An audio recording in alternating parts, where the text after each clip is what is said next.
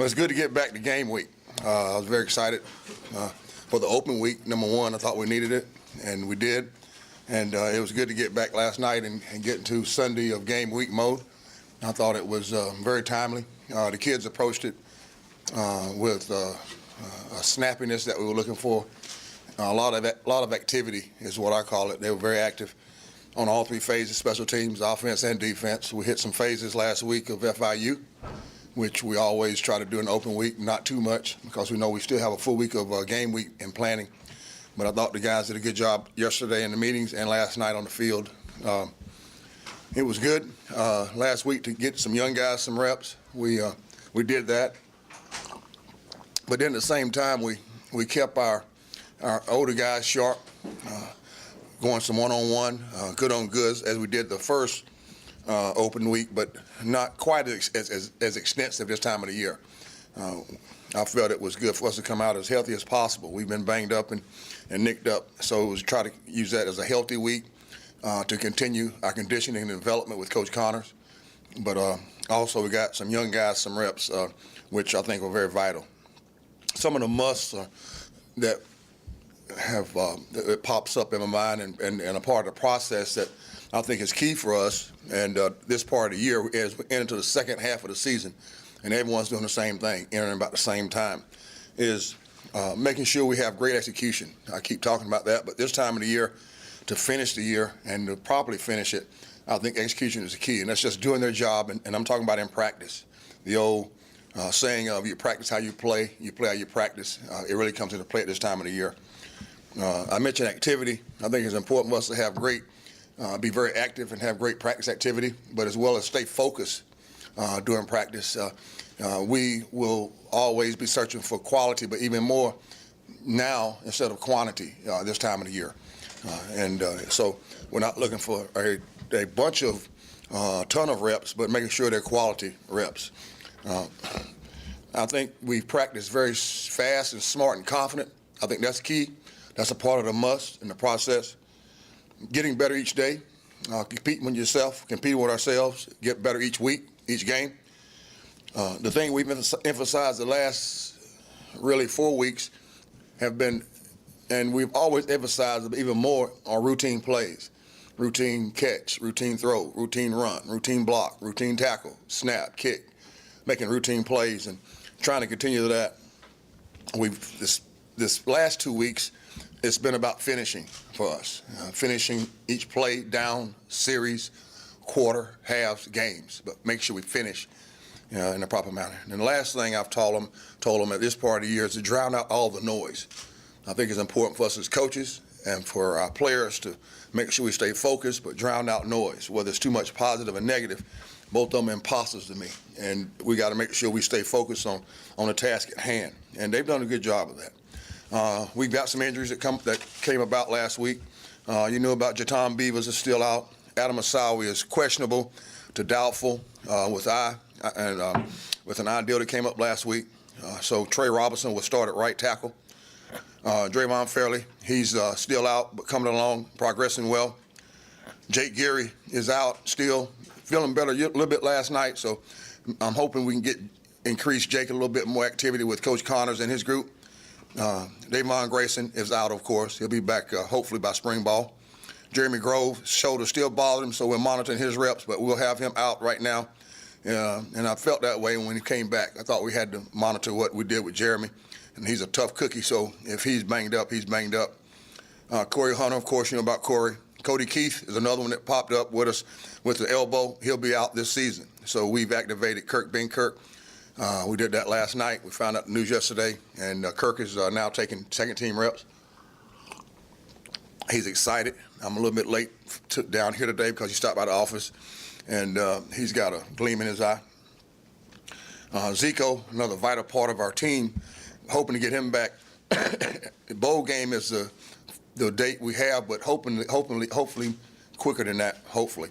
Zico's progressing well, but we have to wait on him and Coach Jimmy. We'll have Jimmy back by spring ball. So those are where we are injury-wise.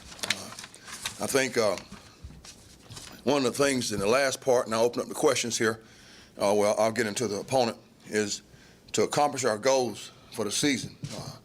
I think it's going to depend on us having great and playing great complementary football on all three sides of the ball.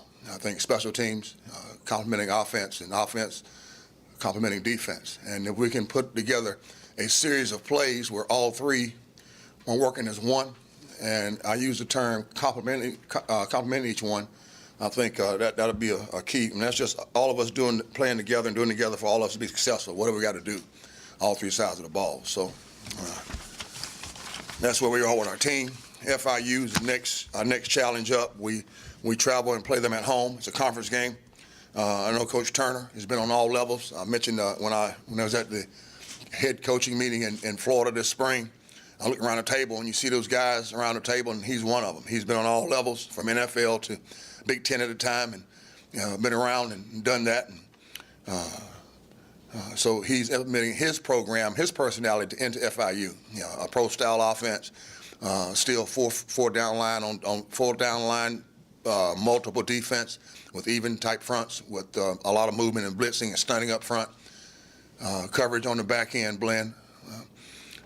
Trying to convert FIU from a more of a quarterback running zone read type offense to what he wants as far as the pro style, with maybe some snaps on the center, but still shotgun snaps. He'll give the thing offensively that you see from them is what I call, there's open sets when you look at it defensively, and there's closed sets is how I term it. That's an old school way to look at it, but he has open sets, but he has more closed sets than we've seen this year, with tight end and dual tight ends and two backs and those kind of things. So wings, and trying to out leveraging and gain advantages by personnel and formation. So our defense, we began that last week a little bit, and now we've dove into them full time. They returned three linemen from last year. David Delson, the left tackle, great range, good height. I like him, very active. Their center, Donald Sinnott, also played last year and started last year, and Jordan White, the right guard. Those three guys returned from last year, starting for him. Tight end Jakeem Griner also started last year for him at times. Quarterback Jake Medlock started 9 of the game before he got hurt. He's back starting now. Did not start at the beginning of the season, but he's starting now. And also E.J. Hilliard, who played earlier, he's there. The running backs, Lamar Caldwell and Silas Spearman, alternate and rotate in the running back area, and they're both good runners. T.J. Lowder can stretch in down the field, and they use Jonnu Smith and Jakeem Grinding a lot of, when you watch them, a lot of a big part of their formations, and again, just not trying to out leverage you for run game, but also for pass game. So they're both rangy, athletic kids, and Jonnu Smith is a true freshman playing, so trust me, I know how it is. We're experiencing it right now. Defensively, Josh Conklin is our coordinator, and Josh has done a good job wherever he's been. They got 4 returning starters from their defense from last year. They've 10 turnovers, 6 picks, and four fumbles. They forced 7 fumbles as well. Sam Miller is one of the guys that's staying out secondary-wise, active. Greg Hickman up front, he's big. He's one of the guys that we have to make sure we understand where he is. A lot of movement up front with him. And Markeith Russell at linebacker, very active, good speed, 6'2", 220. And also Giovanni Francois, a defensive end that's very active. Special teams-wise, those receivers are involved in return game, and we have to make sure we do a great job in coverage, great job in our return game, making sure we give both sides, offensive and defensive teams, great field position. And looking forward to the challenge again. Looking forward to getting back on the road. This will be a stretch, no more open dates. So it'll be a 5-week regular season part of the schedule. We again break our seasons into 3-game segments. This is the second of the 3 games, third three-game segment. And the most important thing right now is making sure we have a great practice on Tuesday and do what we can on Tuesday to be successful on Saturday. And that's where our focus is. This team has done a good job of that. The guys that step up have stepped up. I don't know if I've been around any other team where we've had different injuries like we have. But this team, when you ask them and somebody asks, what do you say to them? I go, are you ready? And they go, yep. And they go, yes. Yep, just like Kirk did a few minutes ago, and Trey did last night, or really last week. So I like that mentality of our team, and they don't flinch, don't miss a beat, and I think that's due to the confidence that the kids have in themselves. Coach Connor's development in off-season.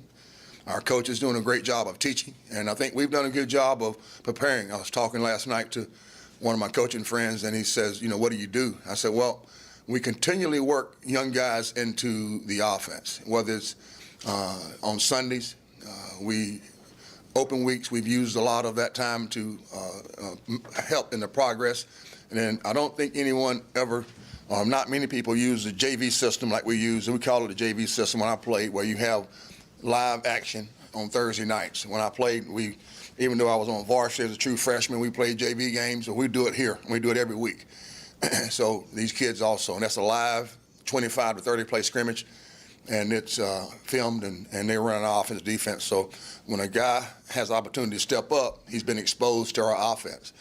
And the guys that have, like Kirk, for example, he's going against our defense each week, as well as us exposing him to offense and defense. So that's where the confidence lies with us, going to Kirk or Trey in this case, or Breon in that case, or any of the guys that who have had to step in. Bryce Williams, I can go on and on. But because I think we do a good job of planning, and the kids do a good job of embracing what we ask them to do. So I'm looking forward to it, and here I am. It's big for recruiting. We're hitting that area now extremely hard. That's one of the things about open weeks. We've been able to utilize it for recruiting. I've gotten out once. Couldn't get out last week because I had to attend a funeral of one of my family members last Friday, but our coaches have gotten out each week. We've gotten into our areas, North Carolina, Georgia, Florida, Maryland, those areas, and hit them pretty hard. But going into Florida is big for us. We recruit the area hard, and to be able to guarantee our future prospects and future Pirates that will be going back into their home state is big for us. And we hit the area hard. If you can get the team to grasp their vision and their goal and what we've decided on as a group, and if they're totally all in, there's no halfway part of it. No lights. The lights are on or off. It's wet or dry, not damp. It's night or day, not dusk. And if they bought into what you want, then they don't lose sight of that. So one of the things as part of my job and a part of our leader's job and our coach's job is to don't lose sight of the who, what, why, and how. And that's what we've talked about last night. Don't lose sight of that. And as long as we keep our eye on that here, because it's not here. Here is FIU. Here is that vision you're talking about.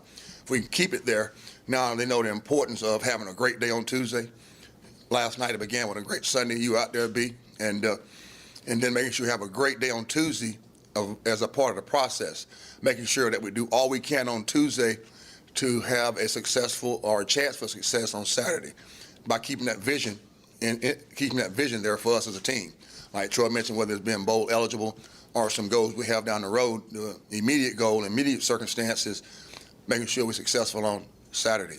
So we've got to have a great day on Tuesday. And I mentioned that in my opening remarks about the practice and the focus needed, and making sure we continue to play complementary football is very important. It starts in practice. So that's where it gets to be about yourself, making sure you can control one thing, and that's how you practice, how you play, how you prepare, making sure we don't lose sight of that as a program or as a team or me as a coach or us as coaches. Excuse me. And our kids have done a pretty good job of that.